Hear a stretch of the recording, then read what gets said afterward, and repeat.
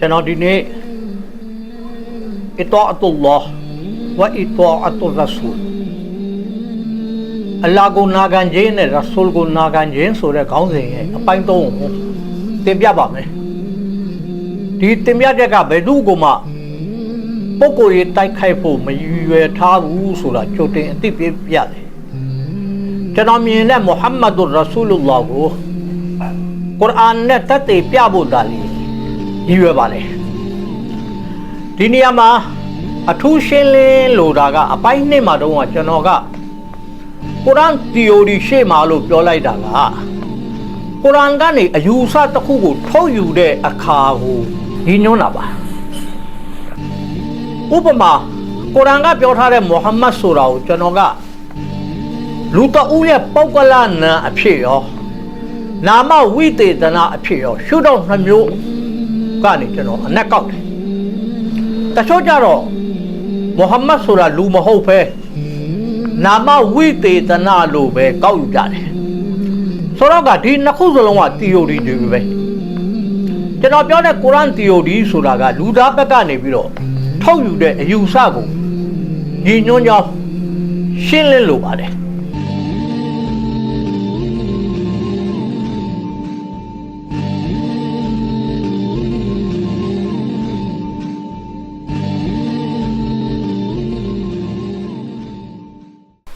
أعوذ بالله من الشيطان الرجيم بسم الله الرحمن الرحيم رب اشرح لي صدري ويسر لي أمري واحلل عقدة من لساني يفقهوا قولي وقال تعالى وقل رب زدني علما صدق الله العظيم السلام عليكم ورحمة الله وبركاته ဒီကောင်းစဉ်ရဲ့ဒုတိယအပိုင်းမှာတော့ဘရှာတဘာဝနိယာမဥပဒေအောက်မှာကင်းလဲကျစားနေတဲ့မဟာသက်ရှိလူသားအကြောင်းအထူးသဖြင့်အလ္လာဟ်ဥပဒေသားနဲ့အညီလမ်းညွန်မှာကြားချက်ရီဆာလာကိုလူတို့လူထံပြန်လဲပို့ချပြီးတော့ကိုယ်တိုင်လဲလိုက်နာကြတဲ့မဟာလူသားတွေအကြောင်းကိုပြောပြခဲ့တယ်ထူးခြားတာကကုရ်အာန်မှာဒီဘရှာဆိုတဲ့ဝေါ်ဟာရကိုအင်ဆန်ဆိုတဲ့ဝေါ်ဟာရနဲ့အနက်တူသုံးလုံးထားတာတွေ့ရတယ်ဒီနေရာမှာကျွန်တော်အသေးစိတ်မပြောတော့အာယတ်အညွန်ပေးလိုက်မယ်ဆူရာ15အာယတ်26မှာလူသားကိုအင်ဆန်လို့သုံးလုံးထားပြီးတော့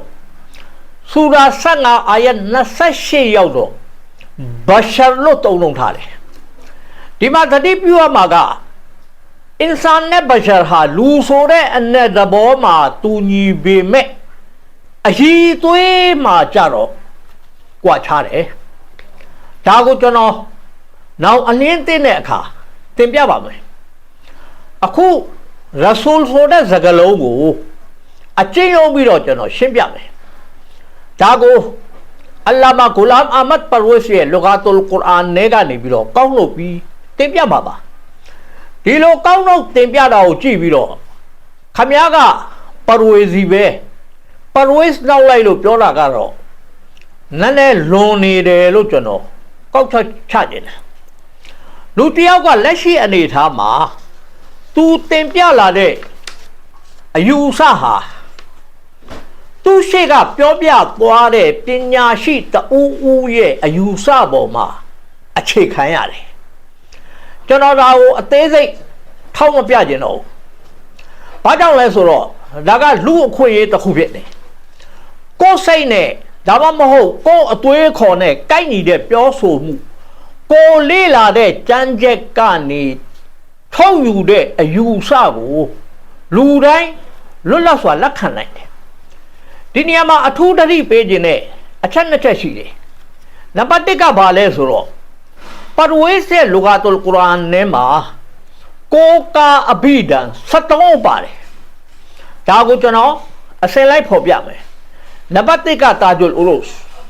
နံပါတ်2ကအလ်မူဖရဒတ်ဖီဂရီဘ်အလ်ကုရ်အာန်နံပါတ်3ကမကာယီဆုလ်လူဂါနံပါတ်4ကမူဟီတုလ်မူဟီဒ်ဒီလေးအုပ်ကိုအခြေခံ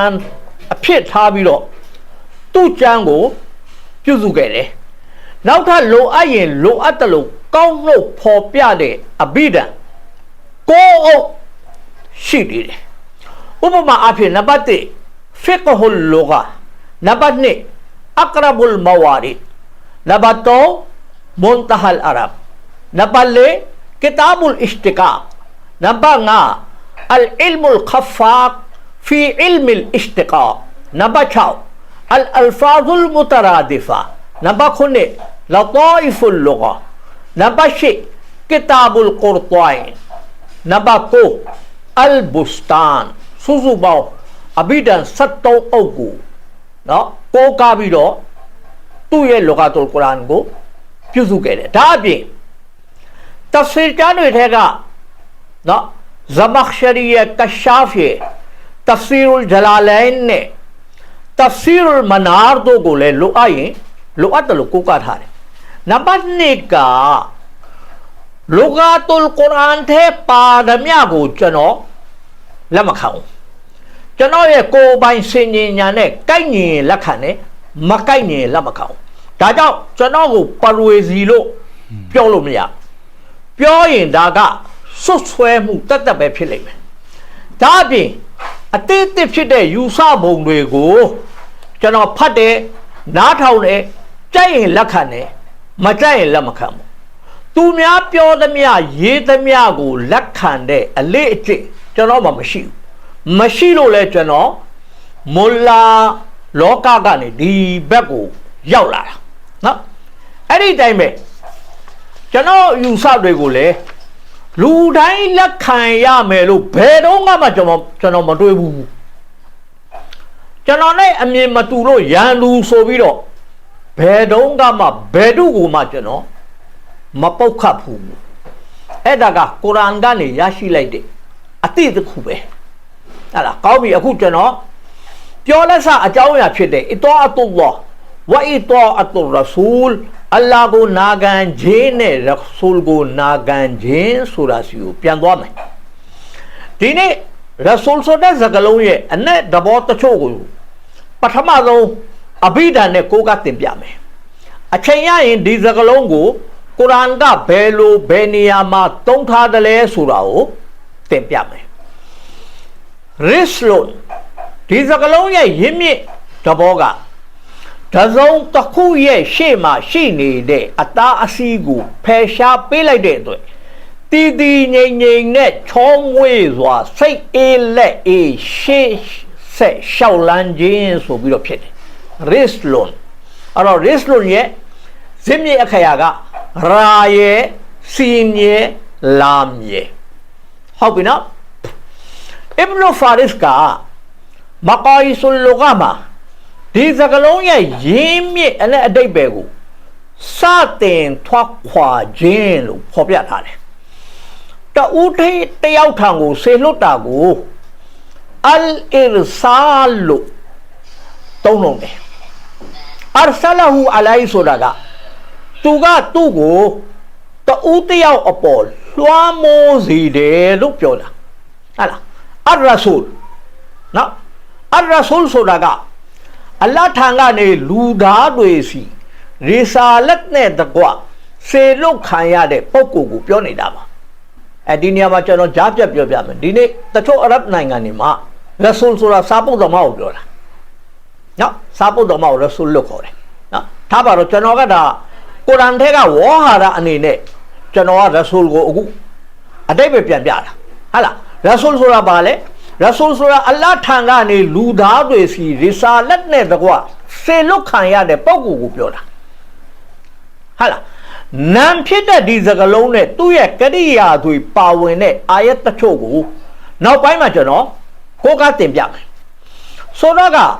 ရီဆာလတ်နဲ့တကွစေလွတ်ခံရတယ်လို့ဘာကြောင့်ပြောရတယ်လဲဆိုလို့ရှိရင်ရဆူလ်ဆိုတဲ့ဒီစကားလုံးမှာစေလွတ်ခံရသူဆိုတဲ့အဓိပ္ပာယ်နဲ့အတူရိဆာလာလမ်းညွန်မှားကြားချက်ဆိုတဲ့အနဲ့အဓိပ္ပာယ်လည်းပါဝင်နေတယ်ဟုတ်လားရိဆာလာလမ်းညွန်မှားကြားချက်ကိုလည်းဟုတ်လား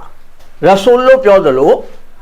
စေလွတ်ချင်းခံရတယ်ဒီလမ်းညွန်မှားကြားချက်နဲ့တကွာစေလွတ်ခံရတဲ့ပုဂ္ဂိုလ်ကိုလည်းရဆူလ်လို့ခေါ်တယ် Hala. Solodaro. Rasul Soda Zagalonga Risala. Lanyo Majajane Mursal. Selochin Kaya do so the anadibet. Namyolongo Kudabu. Hala.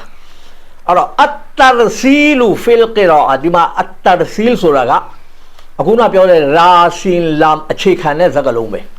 Now, Attar Silu Filkira Asuraga. Pibine Mama. Taya Napio boy Pachin, Tajul Rus Abida. Now, the body ya Rasul Sodaga.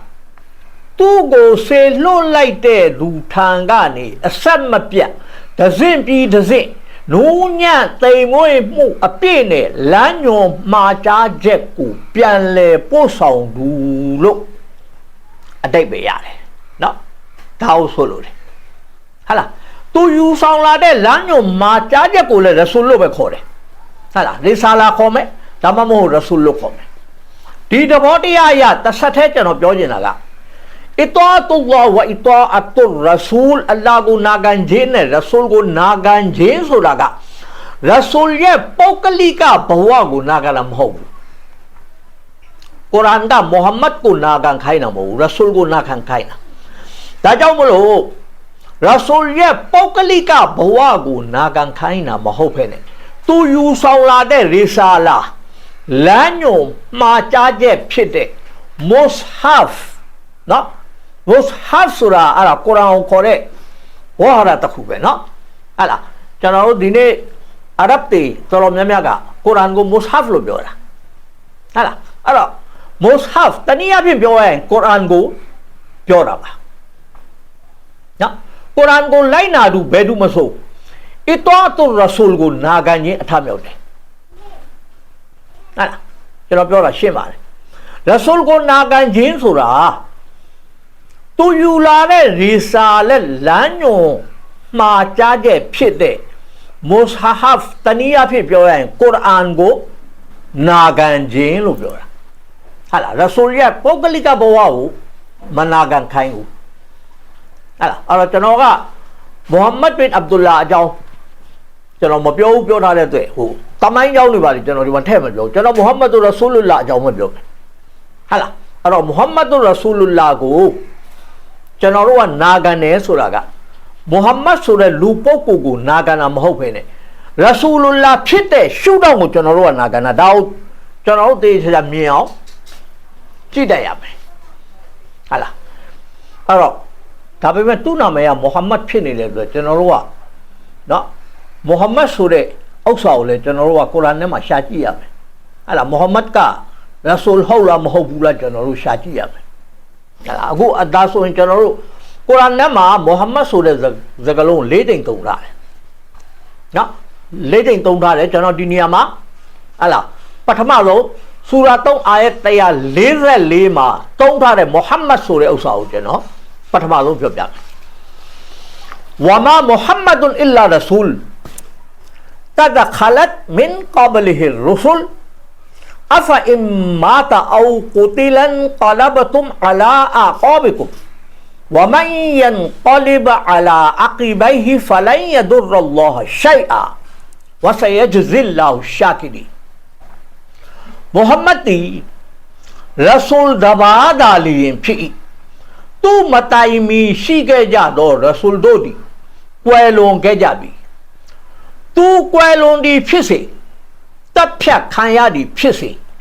တင်တို့ခြေဖနှောက်များဘက်တို့ပြန်လွှဲ၍စုတ်ခွာကြပြီလောတဲ့အလားပြောတာရှင်းရှင်းလေးမိုဟမ္မဒ်ကသိမှာလေအဲ့တော့မသိတာဘာဘယ်ဟာမသိလာလဲဆိုရဆူလ်ကမသိဘူးလို့ပြောတာရဆူလ်ကမသိဘူးဆိုတာကသူ့ရဲ့ရီဆာလတ်ကမသိဘူးလို့ပြောတာသူကသိလဲသိနိုင်တယ်အသက်လည်းခံရနိုင်တယ်အဲ့ဒါလို့ဖြစ်ခဲ့ရင်သင်တို့ကခြေဖနှောင်များဘက်တို့ပြန်လှည့်၍စုတ်ခွာကြမည်လို့ဆိုတာကငကိုမူလလမ်းစဉ်အဟောင်းဘက်ကိုပြန်သွားမှာလားတဲ့အလားကမေးနေတာဟုတ်လားစင်စစ်မြေတူမဆိုးတဲ့နောက်တော့ပြန်လှည့်သွားကြပါမူသူဒီအလ္လာဟ်ကိုအနည်းငယ်မျှစိုးစင်မျှအရှင်းနစ်နာစေနိုင်ပြီမဟုတ်ပြီလှည့်ဝအလ္လာဟ်တော့ဘာမှမနစ်နာဘူးလေခင်ဗျားတို့ထင်နေတာအလ္လာဟ်ကျ ကျွန်တော်တို့ကဟိုဘယ်လိုခေါ်မလဲအစ္စလာမ်ကိုကျင့်သုံးပြီးတော့အလ္လာဟ်ရဲ့အဆင့်တောင်းကျွန်တော်မြင့်တင်ပေးနေဒီလိုမျိုးကျွန်တော်တို့ကတွေ့တာအလ္လာဟ်ပြောတာရှင်းရှင်းလေးမင်းတို့တိုက်တဲ့လမ်းသွားဘာပဲငါတော့ဘာမှမနေတော့ဘူးဟုတ်လားအလ္လာဟ်ဒီတဲ့မိမိတို့ရက်တည်နေတော့ဒီဣတန်ဘိုးကိုအတိမပြုတ်တော့သူတို့အားကောင်းကျိုးကိုချီးမြှင့်မယ်ကျွန်တော်တို့ရက်တည်နေတဲ့ဒီရက်တန်ဘိုးနော်ဒီရက်တန်ဘိုးကိုအတိမပြုတ်တဲ့လူကိုအလ္လာဟ်ရှင်မြတ်ကကောင်းကျိုးချီးမြှင့်မယ်ဒီမှာဝမမုဟမ္မဒ်အလ္လာရဆူလ်မုဟမ္မဒ်ဒီရဆူလ်တဘာဒါလီရင်ဖြစ်၏နော်ကျွန်တော်ဒီလိုမျိုးပြန်တယ်နောက်တစ်မျိုးပြန်လို့ရတယ်နောက်တစ်မျိုးပြန်လို့ရတယ်မုဟမ္မဒ်ဒီရဆူလ်တဘာမှာအပအခြားမဟုတ်တယ်မုဟမ္မဒ်ဒီရဆူလ်တဘာမှာအပအခြားမဟုတ်လို့လေအနက်ကောက်လို့ရတယ်ဆိုလိုတာကမုဟမ္မဒ်ရဆူလုလ္လာဟ်ကတကိုးရှင်မဟုတ်ဘူးလို့အလ္လာဟ်ပြောနေတာနော်ကိုးကွယ်ရလည်းမဟုတ်ဘူးတဲ့သူကဘာလဲဆိုတော့ဘရှတ်ဟာလားတဘာဝနိယာမကိုမလွန်ဆန်နိုင်တဲ့လူသားတူတာဖြစ်တယ်လို့ပြီးပေါင်းထုတ်ပြနေတာသူ့မတိုင်မီကလည်းရဆူလ်တွေရှိခဲ့တယ်အခုတော့သူတို့လည်းမရှိကြတော့ကွယ်လွန်ကုန်ကြပြီမုဟမ္မဒ်ကလည်းဘရှတ်ဖြစ်တဲ့အတွက်တေလဲတေနိုင်တယ်ဒါမှမဟုတ်လောက်ကြံတပ်ဖြတ်ခံရတာမျိုးလေဖြစ်နိုင်တယ်တဲ့နော်တခုတော့မှတ်တာကုရ်အာန်တရားလုံးမှာမုဟမ္မဒ်ရဆူလုလ္လာဟ်ကိုလောက်ကြံတပ်ဖြတ်ခဲ့တယ်ဆိုတာမျိုးလုံးဝမတွေ့ရဘူးဒါကြောင့်သူဟာတဘာဝနိယာမပြတ်ထန်းတဲ့အရာကွယ်လွန်သွားခဲ့တယ်လို့ကောက်ချက်ချနိုင်တယ်မုဟမ္မဒ်ရဆူလုလ္လာဟ်ကွယ်လွန်သွားပြီမဲ့သူယူဆောင်လာတဲ့ရီဆာလာဖြစ်တဲ့ကုရ်အာန်ကတော့ရှင်းတန်လျက်ပဲရှိတယ်ဟာနောက်ဆုံးပြကျွန်တော်ဒီမှာဂျားဖြတ်ပြီးပြောပြမယ်ကုရ်အာန်ကိုကဘာပေါ်မှာလူတယောက်ကမှဘယ်သူကမှမကျင့်သုံးရင်လေအဲ့ဒီကုရ်အာန်ကပေးထားတဲ့ဥပဒေကအကျိုးသက်ရောက်နေလိမ့်မယ်အကျိုးသက်ရောက်နေလို့ဘာကြောင့်လဲဆိုကုရ်အာန်က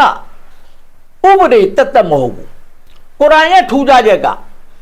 ဥပဒေပြဋ္ဌာန်းချက်တစ်ခုပြဋ္ဌာန်းလိုက်တာ ਨੇ အဲ့ဒီပြဋ္ဌာန်းချက်အရာအနောက်ကနေပြီးတော့ရလက်ပါတဘာလည်းပါတယ်ရလက်ပါတဘာလည်းပါတယ်အဲ့တော့ကုရ်အာန်ကိုဘယ်သူမှမကျင့်သုံးတော့ဘူးဆိုရင်မကျင့်သုံးတဲ့ရလက်လာပါဗောဒါပဲရှင်းနေတာပဲဟုတ်ပြီလားအဲ့ဒါကြောင့်အလ္လာဟ်ကပြောတာမင်းတို့ခြေဖလောက်ပဲလဲသွားလဲငါအတွက်ကဘာမှဟလာဆုံးနစ်နာမှုဆိုတာဘာမှမရှိနော်အဲ့တော့မုဟမ္မဒ်ရဆူလုလ္လာဟ်ကဘရှတ်ဖြစ်တယ်ဘရှတ်ဖြစ်တဲ့အတွက်သူဟာသဘာဝနိယာမရဲ့အောက်ကနေပြီးတော့ကွယ်လွန်ခဲ့ရတယ်နော်ကွယ်လွန်ခဲ့တယ်လို့ပြောရင်လည်းလူတွေကမကြိုက်ဘူးတက်လားတမန်တော်ကွယ်လွန်တယ်လို့ပြောရင်မကြိုက်ဘူးကုရ်အာန်ပြောတာမာသပြောတာမောက်လို့ပြောတာသေဝါတယ်လို့ပြောတာကုရ်အာန်ရှင်းလေးဟိုအလ္လာဟ်အမိန့်ခံတာတို့ဟိုဟာတို့ဒီဟာတို့မဟုတ်ကုရ်အာန်ပြောမာသတဲ့မာသမောက်နော်မောက်ဆိုတာသေခြင်းမာသဆိုတာသေတယ်ဒါပဲဟာလားအဲ့တော့ဒီနေ့ကျွန်တော်အချိန်ကလည်းနည်းနည်းနေသွားတယ်နော်နောက်တအာယတ်ကိုကျွန်တော်တင်ပြခြင်းသေးတယ်မုဟမ္မဒ်ဆိုတဲ့စကားလုံးပါတယ်အာယတ်နောက်တအာယတ်ကိုကျွန်တော်တင်ပြခြင်းသေးတယ်အဲ့ဒါကိုကျွန်တော်အပိုင်းလေးကြမှာတင်ပြမယ်ဆိုတော့ဒီနေရာမှာကျွန်တော်ဏီကုန်းမချုပ်ခင်မှာအလ္လာဟ်ရဆူလ်တွေရဲ့ဘဂတိလူသားဖြစ်မှုကိုဖော်ညွှန်းထားတဲ့အာယတ်ကိုကျွန်တော်တင်ပြခြင်းတယ်အလ္လာဟ်ရဆူလ်တွေဟာဘဂတိလူသားတွေဖြစ်တယ်ပြီးခဲ့တဲ့အပိုင်းနှစ်မှာတော့လည်းကျွန်တော်ပြောခဲ့တယ်အပိုင်းတစ်မှာလည်းကျွန်တော်ပြောခဲ့တယ်သူတို့ဟာဘဂတိလူသားတွေဖြစ်တယ်ဟဲ့လားအဲ့ဒီဘဂတိလူသားဖြစ်မှုကိုကုရ်အာန်ကသေသေးချာချာပုံဖော်ပေးထားတယ်ဆူရာ21အာယတ်9ကိုကျွန်တော်စပြောမယ်ဝမာအရဆလနာကဘလကအစ်လာရီဂျာလန်နူဟီအီလိုင်ဟင်ဖတ်အလူအဟလဇစ်ကရီအင်ကွန်နုမ်လာတာလမငါဒီတဲ့တင့်အလျင်ကလည်းလူသားများဒီမှာရီဂျာလန်သုံးထားတယ်ကျွန်တော်ကဘာသာပြန်တယ်လူသားများနော်လူသားများနောက်တစ်ချက်ပြောပြအောင်မယ်ဒီရီဂျာလန်မှာထူးထူးခြားခြားအနက်တဘောနှစ်ခုကိန်းဝတ်နေတယ်အဲ့ဒါဘာလဲဆိုတော့အင်အားနဲ့တက်တိ အင်အားနဲ့တတ်တည်အင်အားနဲ့ရဲရင်မှုရဂျူလုံးလို့ခေါ်တာကအင်အားရှိတဲ့လူတတ်တည်ရှိတဲ့လူအဲ့ဒီနှစ်ခုပူးတွဲနေရမယ်ဟုတ်လားအဲ့ဒါကြောင့်အော်ရီဂျာလန်လို့ပြောတာကလူသားများဆိုတဲ့အတိတ်ပဲအပြင်ယောက်ျားများဆိုတဲ့အတိတ်ပဲလည်းဖြစ်နိုင်တယ်ပြီးွားရင်အင်အားနဲ့တက်သီးနဲ့ပြည့်စုံတဲ့လူလို့ပြောတာ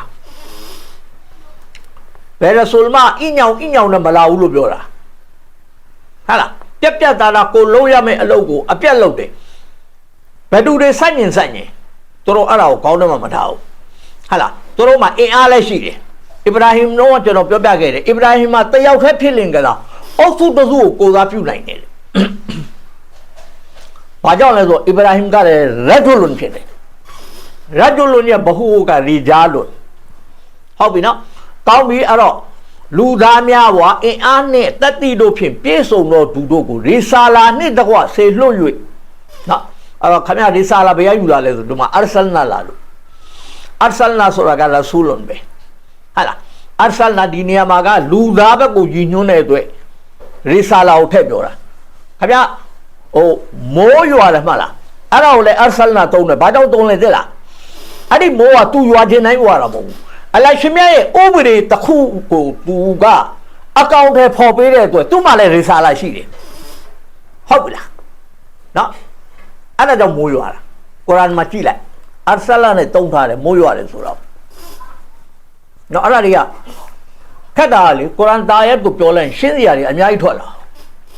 ကောင်းပြီအခုလိုရင်းကိုပြောမယ်ဟာလားအခုနပြောတဲ့နော်လူသားများဝါအင်အားနဲ့တတိတို့ဖြင့်ပြည့်စုံတဲ့လူတို့ကိုရီဆာလာနှင့်တကွဆေလွတ်ခဲ့၍သူတို့ထံတို့ဝါနော်ကျွန်တော်ဒီဘက်ကဝဟီလို့ပြောတာပေါ့နော်ဝါရှောဝက်စွာဆက်တွေလမ်းညွန်ဤဟာလားတနည်းအားဖြင့်ပြောရရင်ညွန်ကြားချက်ကိုရှောဝက်စွာဆက်တွေအတိပေးဤဟာလားတော့ဖြစ်ရတေတော့မတိကြလျင်တဲ့ကျမ်းတပ်ပါရဂူတို့အားမေးမြန်းကြလို့အာလုဇစ်ကဆိုတာကကျမ်းတပ်ပါရဂူနော်အဲ့ဒီကျမ်းတပ်ပါရဂူကိုမေးကြည့်လိုက်တဲ့ဒီလိုပဲအစဉ်ဆက်ကနေပြီးတော့ရဆူလ်တွေလာတာတဲ့ကောင်းပြီဒီမှာဒါကဆူရာ21အာယတ်ကိုပြီးတော့ဆူရာ21အာယတ်8ရောက်တဲ့အချိန်မှာوما جعلناهم جسدا لا ياكلون الطعام وما كانوا خالدين ရှင်းတယ်တော့ပြင်ငါလီးတဲ့မိမိပြတ်ထားအပ်တော့တဘာဝနိယာမနဲ့အညီတဲ့သူတို့ဟာနဗီရဆူလ်တို့ကိုအစာအာဟာရမမီဝဲပဲနေနိုင်တော့ခန္ဓာကိုယ်မျိုးစီမံထားပြီးမဟုတ်ပြီအခုနပြောအပေါ်မှာပြောလိုက်တဲ့ရီဂျာလန်နူဟီအဆလနာငါလွှတ်လိုက်တယ်ဆိုတဲ့လူတွေအားတဲ့နဗီတွေကတဲ့ရဆူလ်တွေကတဲ့သူတို့ရဲ့ခန္ဓာကိုယ်အစားတော့မစားပဲနေနိုင်တဲ့ခန္ဓာကိုယ်မျိုးမဟုတ်ဘူးငါအဲ့ဒီလိုမစီမံထားဘူးတဲ့ဟာလားဝါမကန်ဦးခေါ်လီဒီနဲ့ထုတ်ပြင်သူတို့ဒီတဲ့အသက်မသေးပဲသာဝရရှင်နေကြသည်လည်းမဟုတ်ပြီတဲ့တမန်တော်တွေကိုပြောတာနော်အသက်မသေးပဲသာဝရရှင်နေကြသည်လည်းမဟုတ်ပြီတဲ့အဲ့တော့မိယောဖလာမွတ်စလင်တွေစဉ်းစားကြည့်ရမှာဟိုနဗီမသေးသေးဘူးဒီရဆူလ်မသေးသေးဘူးဆိုတဲ့ဥစ္စာကိုစဉ်းစားကြည့်ကုရ်အာန်အပြတ်ဖြတ်ပြစ်တာအဲ့ဒီမှာအစ္စတစ်နာမပါဘူးအစ္စတစ်နာဆိုတာကအခုနဝမာမုဟမ္မဒ်အလ္လာရဆူလ်မှာလေအလ္လာလို့သုံးတယ်မလားအဲ့ဒါအစ္စတစ်နာချွင်းချက်ကိုပြောတာချွင်းချက်မပါဘူးရဆူလ်တွေကဘယ်ရဆူလ်ကမသေးသေးဘူးဆိုတဲ့ချွင်းချက်မပါဘူးတခါတည်းပြောလိုက်တော့ဝမာကာနူခေါ်လီဒီနဲ့သူတို့ကမသေးဘဲနဲ့မနေနိုင်ဘူးတဲ့နော်သူတို့မသေးဘဲနဲ့မနေနိုင်ဘူးဟုတ်လားကဲအဲ့ဒါဆိုရင်ခင်ဗျားတို့တစ်ခုပြောကြည့်နော်ခင်ဗျားတို့ကပြောတယ်လူမဟုတ်ဘူးရဆူလ်ဆိုတာလူမဟုတ်ရိဆာလက်အဲ့တော့ရဆူလ်တွေကစားတောက်တာလားဒါမှမဟုတ်ရိဆာလက်တွေကစားတောက်တာလားဘာလို့သူတို့ခန္ဓာကိုယ်ကမစားမတောက်ပဲမနေနိုင်ဘူးမစားမတော့ပဲနေနိုင်အောင်ငါမစီမံထားဘူးဆိုရင်တို့တေချာပေါက်စားပါလေကျွန်တော်တို့ပြောရဆူလ်ဆိုတာကလူမဟုတ်ဘူးဆိုတော့လမ်းညွန်မှာကြားချက်ပေါ့အဲ့ဒီလမ်းညွန်မှာကြားချက်ကအစာအာဟာရမှီဝဲရလို့လားကျွန်တော်တို့ဒါလေးနည်းနည်းစဉ်းစားဟုတ်လား ပြီးတော့သူတို့ယူလာတဲ့ဒီစာလာတွေကစားတော့ကြလားဟာရဆိုလ်တွေကကွယ်လွန်သွားကြတယ်သူတို့ယူလာတဲ့ဒီစာလာတွေရောကွယ်လွန်ကုန်ပြီလားပြောထားတော့ဝမကာနုခေါ်လို့သူတို့တစ်တလုံးနေမှာမဟုတ်ဘူးလေဒါပေမဲ့အလ္လာဟ်ဒီစာလာဒီနေ့ဒီကမ္ဘာပေါ်မှာရှိတယ်ဟာလားပြပါဆိုကျွန်တော်ကုရ်အာန်ကိုပြပါနော်အဲ့တော့ဒီနေ့ကျွန်တော်ဒီနေရာမှာခိတ္တနော်ဒီအပိုင်းကိုဒီကုန်းထုတ်ပါတယ်ဝမာအလိုက်နာအီလလ်ဘလာဂုလ်မူဘီကျွန်တော်တို့ရဲ့တာဝန်ကရှင်းလင်းထင်ရှားစွာကုရ်အာန်ကိုပို့ဆောင်ရန်ဒါလီရင်ဖြစ်၏ဝဆလာမ်